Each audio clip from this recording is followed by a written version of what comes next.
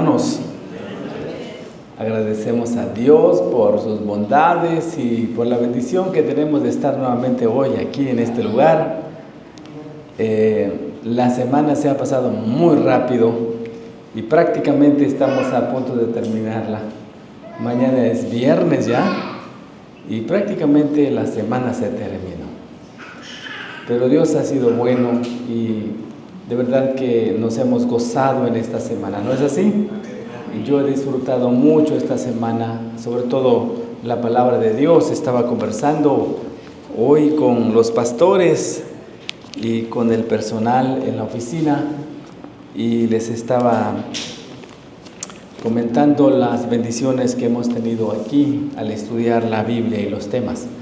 Y ellos también estaban comentando cómo han disfrutado los temas de cada noche en las iglesias donde les ha tocado estar. Y creo que para todos ha sido una bendición, mis hermanos. Y el tema de esta noche no es la excepción. Así que estamos muy contentos de gozarnos en las oraciones, en la música especial, y estamos felices de disfrutar esta noche la presencia de Dios en nuestras vidas. Hoy, hermanos, vamos a estudiar un tema muy bonito, muy especial. Cada noche agradecemos algo especial. Hoy vamos a agradecer a Dios por su perdón. Y el texto bíblico que leímos es una oración escrita por David. El Salmo 51 es una expresión de un corazón profundamente agradecido, pero también es un ruego de David ante una gran situación que está pasando. En el libro de Salmos no podemos pasar por alto el Salmo 51. Este Salmo fue escrito por David después de que él pasara por una tremenda crisis, después que el profeta Natán lo fuera a visitar, cuando él cometió uno de los pecados más terribles en su vida. Y hermanos, yo creo que una de las cosas más terribles que pasan en nuestra vida es cuando cometemos un error que no solamente nos daña a nosotros, sino que daña a las personas que más amamos. De hecho, el pecado por eso es terrible, porque no solamente nos daña a nosotros. El pecado daña a las personas que están a nuestro alrededor y destruye lo que más amamos. Y es expansivo, su poder es expansivo.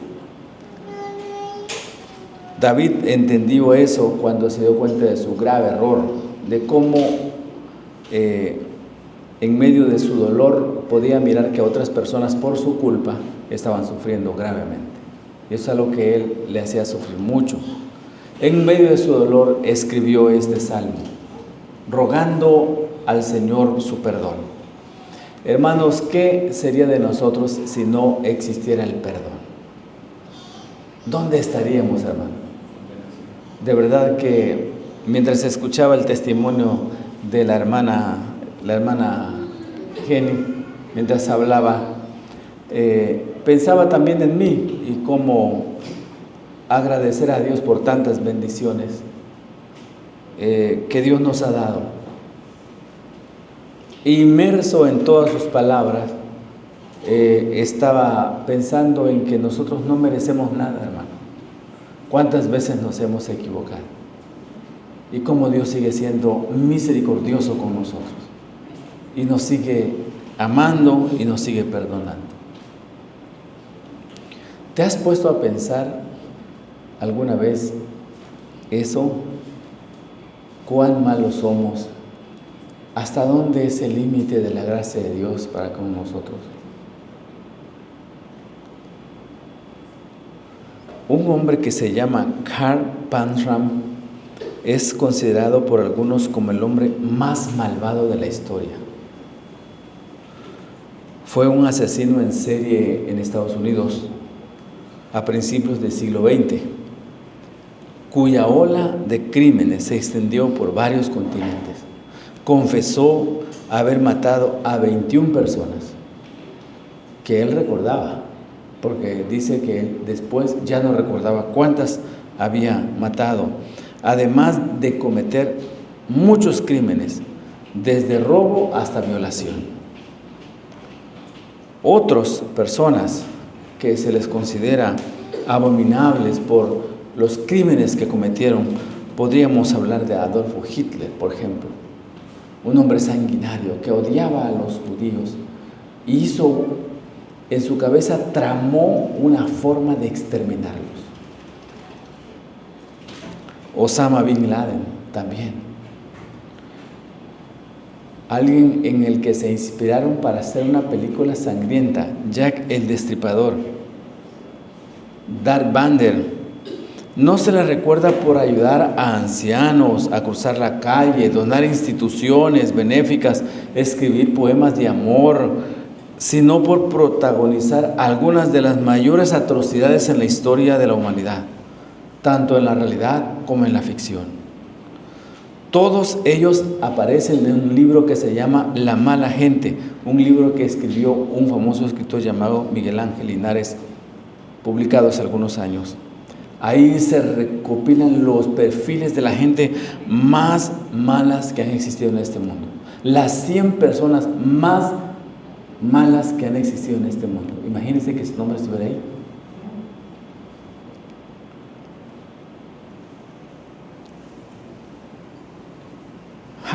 Jess Harding Pomeroy fue un criminal estadounidense que se convirtió en la persona más joven condenada por asesinato en primer grado en la historia de Massachusetts. Es uno de los primeros casos famosos de un niño asesino. Y la lista podría extenderse, pero lo más importante es comprender que por más malos y pecadores que ellos sean, hermanos, Dios los puede perdonar. ¿Sabían eso? Dios puede perdonarlos. Su gracia es grande, puede alcanzarlos. Solamente que ellos se acerquen y puedan solicitar el perdón y el amor de Dios. Porque ¿saben qué? El amor de Dios no tiene límites. Él está dispuesto a perdonar, no importa la magnitud del pecado. El apóstol Pablo dijo, donde abundó el pecado, sobreabundó ¿qué? La gracia. ¡Qué maravilloso! ¡Qué grande es Dios! Donde hay más pecado, hay más gracia. No importa cuán grande haya sido nuestra transgresión, Dios es un Dios de perdón. Sin embargo, para recibirlo, David nos presenta un proceso que debe ocurrir en el que quiere ser perdonado. Hay un proceso. Y eso es lo que vamos a conocer esta noche brevemente. Número 1. Primero hay que reconocer nuestro pecado. Hay que reconocer. Dios no puede perdonar a alguien que no reconoce su pecado. Hay que reconocer. Por eso, en el versículo 3, David lo primero que dice es, porque yo reconozco, ¿qué dice? Mis rebeliones y mi pecado está siempre delante de ti. Hermanos, nosotros tenemos que reconocer que somos pecadores. Hace algún tiempo me invitaron a dar una prédica a un lugar de los alcohólicos anónimos. Y el código de los alcohólicos anónimos dice que para ayudar a alguien a salir del alcoholismo, él primero tiene que reconocer que es un ¿qué? Que es un alcohólico. Porque si él no lo reconoce, pues entonces no lo pueden ayudar. Para que Dios perdone nuestros pecados, necesitamos reconocer que somos ¿qué? Pecadores. Señor, soy un pecador, necesito que me perdones. Por eso David dijo, yo reconozco mis rebeliones, reconozco que soy un pecador. Este reconocimiento, hermanos, es más profundo de lo que generalmente se piensa. Muchos creen que no tienen pecado porque no hacen nada malo. Pastor, yo no hago nada malo. Mire, yo estoy bien. ¿Por qué necesito ir a la iglesia? ¿Por qué necesito yo leer la Biblia si yo no hago nada malo? David no solo se refiere a las acciones pecaminosas, sino a la condición de separarnos de Dios. Cuando nosotros nos separamos de Dios, simplemente estamos en pecado.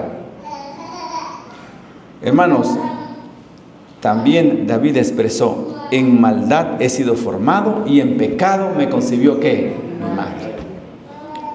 Cuando no estamos con Dios, estamos en el pecado. Necesitamos de Dios. Nosotros somos pecadores por naturaleza. Nos gusta el pecado por naturaleza. El pastor Morris Benden escribió un libro. No recuerdo si es él, discúlpenme si no es él, pero escribió un libro. Creo que sí.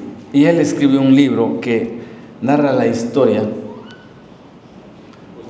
Justificación por la Fe, y cuenta la historia que un día, hablando de nuestra naturaleza pecaminosa, un día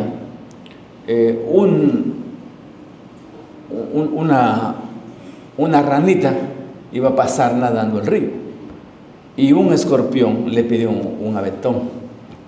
Le dijo: ayúdame, yo solo quiero ir sobre ti para que me cruces del otro lado. Y le dijo: ya no, jamás lo haría. ¿Pero por qué? Porque tú me vas a picar y nos vamos a ahogar los dos. Dijo: no, jamás lo haría, porque si lo hago, nos vamos a morir los dos. Y le estuvo rogando: no, sí, no, sí. Al fin la convenció a la pobre ranita. Bueno, está bien, súbete, vamos a irnos pues. Y entonces se subió sobre ella y empezaron a nadar en el río. Pero cuando iban justo a la mitad del río, ¿qué creen que pasó? El escorpión le enterró su aguijón. Y mientras se hundía, la ranita le dijo: no te lo dije, que ibas a hacerlo. Y el escorpión, mientras se hundía, le alcanzó a decir: perdóname, es mi naturaleza, no lo pude evitar. Pues así somos nosotros, hermanos. No podemos evitar pecar, porque dice el rey David, escribió: en maldad me concibió ¿qué? Mi madre. El pecado en nosotros, cuando nosotros nacemos, ya venimos infectados por el pecado. ¿Quién le enseña a un niño a no compartir? Nadie. Ya lo trae por naturaleza. Por eso nos gusta más. Aprendemos rápido lo que no es bueno. Lo aprendemos rápido. Lo traemos por naturaleza. Por eso no podemos separarnos de Dios. El pecado, hermanos, nos separa de Dios. El pecado es la condición de separación de Dios que produce las acciones pecaminosas. Es decir, hermanos, no podemos separarnos de Dios. Puede que hagamos cosas buenas, pero si no son frutos de una relación con Cristo, serán solo obras éticas, correctas, pero teológicamente erróneas. Saben que hay muchas personas que son buenas,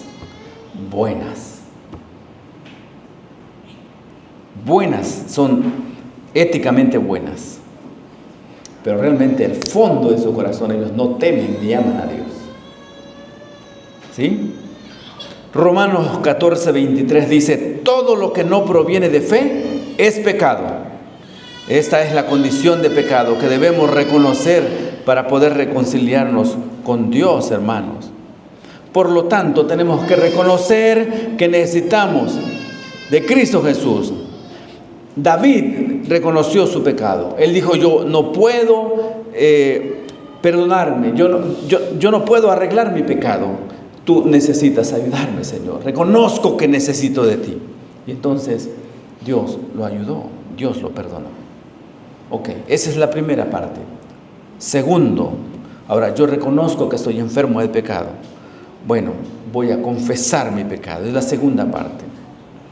Y mira cómo dice David: contra ti solo que he pecado. En el versículo 4. Y he hecho lo malo delante de tus ojos, para que seas reconocido justo en tu palabra y tenido puro en tu juicio. Hermanos, David estaba muy enfermo. ¿Sabes por qué?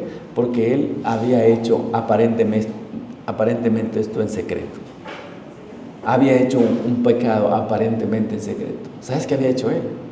Él había tramado en su corazón. Había visto una mujer que estaba bañando, la mandó a traer, la usó como una mujer, pero no era su esposa.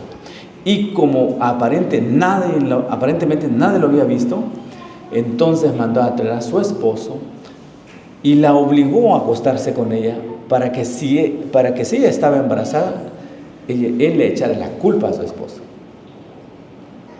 Pero él ignoraba que el esposo de esta mujer, Betsabé, él dijo, no, yo no voy a hacer eso. Y él no fue a dormir con su esposa. Y como no logró su propósito, es que no era, hermanos, no era el plan de Dios. Y nunca te olvides que aunque tú intentas hacer algo, Dios está detrás de todo y Dios es justo. Y entonces aquel pobre hombre Urías no fue a dormir a su casa. Y cuando David dijo eso, bueno, fíjate cómo David se fue hundiendo poco a poco. Y entonces dijo, bueno, no me queda otra más que matar. Qué terrible. Había cometido un pecado, te lleva a otro más y más y más profundo. Escribió una carta y se la dio a Urías. ¿Sabes qué decía esa carta? Era su propia sentencia de muerte. Lo llevó y se lo dio a Joab. Y Joab, que era un malvado también, vio la carta y lo puso al frente de la guerra. Y le dijo a los soldados, cuando vengan los enemigos, déjenlo solo para que lo maten. Y así fue. Y cuando David recibió la noticia, dijo, ya. Hermanos, en este mundo nada ocurre sin que Dios lo mire. Y Él está atento a esas injusticias. Y eso hablábamos la vez pasada, ¿se acuerdan? Nadie puede cantar victoria en las injusticias porque Dios defiende a los justos. Y Dios miró a Urías. Y cuando miró a Urías, dijo Urías, no te preocupes, yo voy a arreglar tu caso. Pobre Urías nunca lo vio. Pero Dios le habló a Natán y le dijo, ve a ver a David. Y David, hermanos, él quería tener una buena cara, si no, sí quería, se sonreía y era el rey, ¿no? Y quería así andar bien, y todos lo miraban, pero así lo veían, ¿qué le pasa a David? Así, como que quería así estar bien, y él, ja, ja, ja, pero alguien decía, ¿qué le pasa? No estaba natural, porque cuando tú has hecho algo malo, alguien se da cuenta, así que, ¿qué le pasa? Algo no está bien. Y más las personas que te conocen. Porque el pecado te está por dentro, te empieza a destruir. Y David, así como que él quería demostrar que estaba contento y se reía, pero él, adentro de su alma, él sentía miedo y sentía dolor. Y se acordaba que Urías ya estaba muerto y era por su culpa.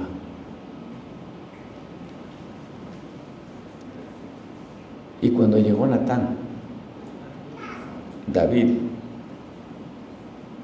sabía que algo iba a ocurrir. Cuando tú no confiesas tu pecado, el pecado te empieza a carcomer, te empieza a destruir por dentro. Por eso es necesario confesar el pecado. El Salmo 51 es una confesión clara de David, porque eso lo estaba acabando, lo estaba destruyendo. Por eso él dice, mi pecado te declaré y no encubrí mi iniquidad. Dije, confesaré mis rebeliones a Jehová y tú perdonaste la maldad de mi pecado. Hermanos, no reconocer el pecado y no confesarlo genera un profundo sentimiento de culpa. Esto puede alejarnos aún más de Dios, pues podemos llegar a pensar que debido a la magnitud de nuestras faltas no tenemos perdón. Es una idea que el diablo busca implantar en sus corazones. Notemos cómo lo describe David en el Salmos 32, 1 al 4. Miren lo que dice David. Bienaventurado aquel cuya transgresión ha sido perdonada y cubierto su pecado. Bienaventurado el hombre a quien Jehová no culpa de iniquidad y en cuyo espíritu no hay engaño. Mientras callé, se envejecieron ¿qué? Mis huesos y en mi gemir todo el día. Porque de día y de noche se agravó sobre mí tu mano, se volvió mi verdor en sequedades de verano. Hermano, nosotros tenemos que saber que no hablar, generar el odio en nosotros, culpa en nuestro corazón, destruye nuestro corazón, nuestra mente.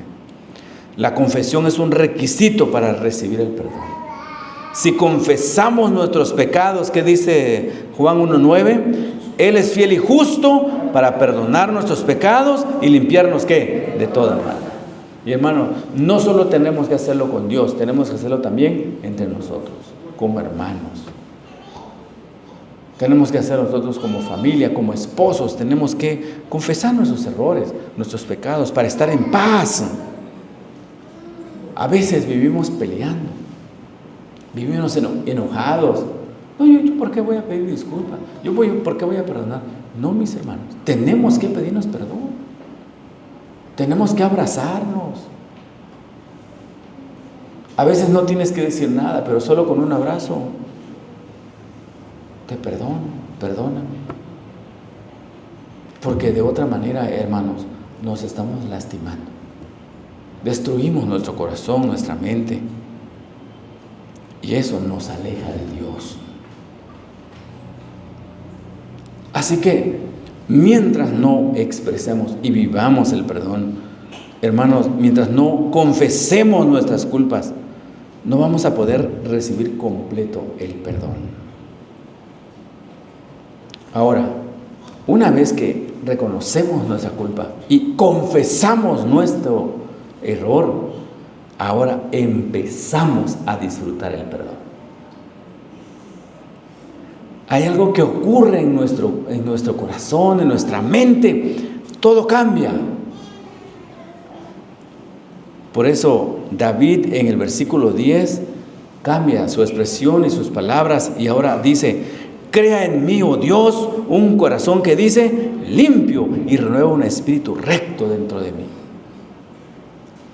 Hermanos, existe una enorme diferencia en alguien que se siente perdonado y alguien que no.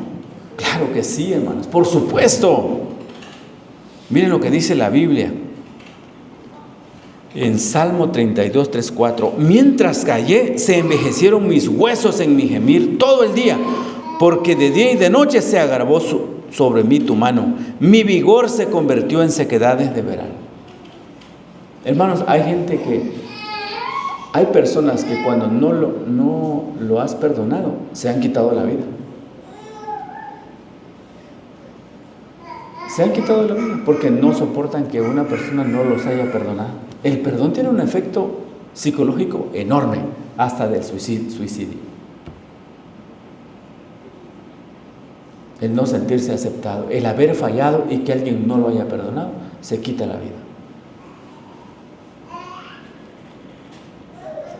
Mientras callé, se envejecieron mis huesos. Hay personas que sienten que Dios no los ha perdonado. Pero saben, hermanos, Dios nos perdona. Él nos perdona.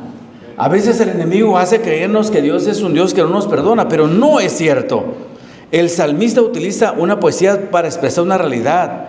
La falta de perdón y la culpa pueden afectar la salud. Y eso es cierto. Estudios confirman que no perdonar o no sentirse perdonado provoca un aumento en la actividad fisiológica, elevando el riesgo de padecimientos físicos y psicológicos, tales como una respuesta cardiovascular, tensión muscular facial, estrés, problemas en el sistema inmune, aumentar la probabilidad de dolor crónico. En la salud mental, ansiedad, depresión, neuroticismo, estrés percibido, baja autoestima. Cuando yo estudiaba la preparatoria, estudié con una chica que se llamaba Ana Celia. Su mamá estaba en Estados Unidos. Y cuando iba a graduar, su mamá la vino a visitar. Ellas tenían problemas. Se vino a internar en Canoas. Y una vez me dijo, acompáñame, quiero ir a visitar a mi mamá. Y fuimos a ver a su mamá. Su mamá y ella estaban peleadas. Y pues yo no sabía nada, ¿no? Y cuando salió llorando y me contó que creo que los últimos 2 años no se habían visto y su mamá la había abandonado, se habían separado por su papá, se habían separado y ella, por culpa de ella no la había perdonado. Como resultado, ella había caído en un problema de ansiedad y por el dolor del odio le había crecido una parte aquí del abdomen, de un órgano interno. El doctor la vio y le dijo, usted tiene que perdonar. Hicieron un proceso de conciliación. Y solo de haber estado 15 días allí en el hospital, allí en Canoas, después que hicieron el proceso del perdón y la conciliación, ella se sanó milagrosamente. Es razonable lo que dice aquí la palabra de Dios. Mientras callé, se envejecieron mis huesos, mi gemido. Pero cuando llega el perdón, hermanos, cuando se disfruta el gozo del perdón, incluso hay una reacción física positiva. Por eso también en Salmos 32, 1 y 2 dice, bienaventurado el hombre a quien Jehová no atribuye iniquidad y en cuyo espíritu no hay engaño. Y también después David dice, hazme oír gozo y alegría y se recrearán los huesos que has abatido. Devuélveme el gozo de tu salvación y espíritu noble me sustente. Hermanos, qué bendición nos trae el perdón, amén. Una bendición tremenda. En la Biblia encontramos algunas figuras de cómo el Señor nos perdona. Salmo 103, 1 y 2. ¿Qué dice esa cita, mis hermanos? 103, 12. Miren lo que dice Salmo 103, 12. Cuánto está lejos del oriente del occidente, hizo alejar de nosotros nuestras, ¿qué? Rebeliones. Hermanos, el Señor nos perdona y no se vuelve a acordar de nuestros, ¿qué? De nuestros pecados. Las aleja de nosotros. Él no se vuelve a acordar. Él no nos perdona como nosotros nos perdonamos. Ah, sí, yo me acuerdo que tú me fallaste, ¿eh? Te perdono, pero yo me acuerdo que tú no, Él ya no se acuerda de nuestros errores. Él nos perdona y nos da la certeza que así como está lejos el oriente del occidente, Él se olvida de nuestros errores. Qué seguridad, qué bendición. Otra cosa, mis hermanos, miren, en Miqueas 7:19 hay otra metáfora de cómo el Señor nos da la seguridad cuando nos perdona. Miren, dice Miqueas 7:19, Él volverá a tener misericordia de nosotros, sepultará nuestras iniquidades, echará a lo profundo del mar todos nuestros pecados. Amén. Qué tremendo. O sea, se va a olvidar y lo va a echar a lo profundo del mar. No se va a volver a acordar. ¿Cuánto mide el profundo del mar? Bueno, en 2018 el Washington Post publicó un artículo que los científicos habían hallado una profundidad de 11 kilómetros alrededor, más o menos 11 kilómetros. Pero después encontraron que otros habían encontrado más profundidad, unos 12 kilómetros más. O sea, poco a poco la ciencia ha descubierto que hay más profundidad en el mar. O sea que cada vez nuestros pecados están más profundos. Gloria al Señor por eso. ¿Ven? Bueno, otra figura que el Señor usa, hermanos, Isaías 1:18, ¿qué dice? Venid luego, dice Jehová, y estemos, ¿qué? A cuenta. Si vuestros pecados fueren como la grana, como la nieve serán, ¿qué? Emblanquecidos. Y si fueren rojos como el carmesí, vendrán a ser como blanca la lana. Mira, el Señor dice que Él va a cambiar todo. Él va a hacerlo blanco otra vez. Él tiene poder para hacerlo blanco otra vez. Otra figura, Isaías 43:25. Yo, dice, yo soy el que borra tus rebeliones por amor de mí mismo, y no me acordaré, que dice, más de tus pecados. Él aquí dice que va a tener amnesia, mis hermanos. No me voy a acordar, dice. No me voy a acordar. Me va a dar amnesia. Que eso me gusta mucho. Me va a dar amnesia. Voy a hacer que no me acuerdo. Me va a ver pasar. Ahí va Manolo. Pero yo no me acuerdo que me fallo. No me ha fallado nunca. Qué tremendo. Hermanos, cuando Dios perdona, no solo absuelve la culpa, también nos transforma. Transforma al pecador en un santo. Él no guarda memoria de nuestras iniquidades, porque su amor nos concede un nuevo comienzo. No me olvido que hace algunos años yo leí una historia de Martín Lutero. Tal vez se las he contado alguna vez, pero me gusta mucho contarla. Martín Lutero soñó una noche que estaba frente a Satanás y frente a Dios. Ustedes saben que Satanás es el acusador de nuestros hermanos. Satanás lo estaba reclamando como suyo. Y decía, ese Martín Lutero le decía a Jesús, eso me pertenece. Mira, aquí tengo anotado todo, porque también Satanás lleva un registro de nuestras faltas, hermano. Ese Martín Lutero hizo esto. Y también hizo esto. Mira, aquí lo tengo anotado, tal fecha, tal hora. Y entonces miraba a Martín Lutero, y Martín Lutero era cierto. O sea, era cierto. Y luego también hizo esto, y tal día hizo esto. Y era una lista larga, hermano. Y Martín Lutero no decía nada porque era cierto. ¿Cuántas veces nos hemos equivocado, hermano? Muchas veces. Y la lista era larga, enormemente larga. Martín Lutero se avergonzaba, porque ahí estaba Jesús. O sea, una cosa es que tú solo sepas tu vida privada, pero otra cosa es que te lo digan enfrente de todos. Muchos de nosotros no nos gustaría que otros conozcan nuestra historia. Y Martín Lutero estaba avergonzado enfrente. Y el enemigo no paraba de decirle a Jesús, mira, este hizo esto, y hizo lo otro, y no paraba. Hasta que Jesús se cansó. Entonces se puso de pie Jesús. Tomóle esa lista larga que tenía el enemigo, y entonces se fue hacia la última. El rollo siguió, mientras el enemigo seguía acusando, y se fue hasta la última. Y hermano, cuando terminó el rollo ese que tenía larguísimo de ver, había unas letras en grande que decían en rojo, perdonado. Se la mostró.